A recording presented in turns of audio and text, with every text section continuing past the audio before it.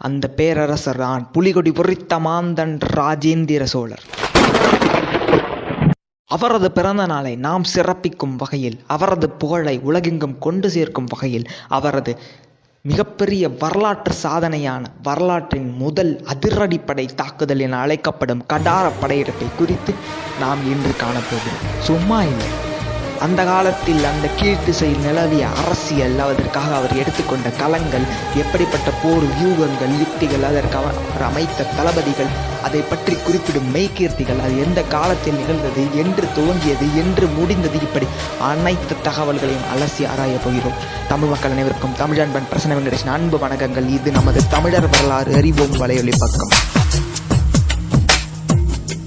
அந்த காலத்தில் இன்றைய பே ஆஃப் பெங்கால் எனப்படுவது கீழ்த்திசை கடல் அல்லது கீழை கடல்கள் என அழைக்கப்பட்டன.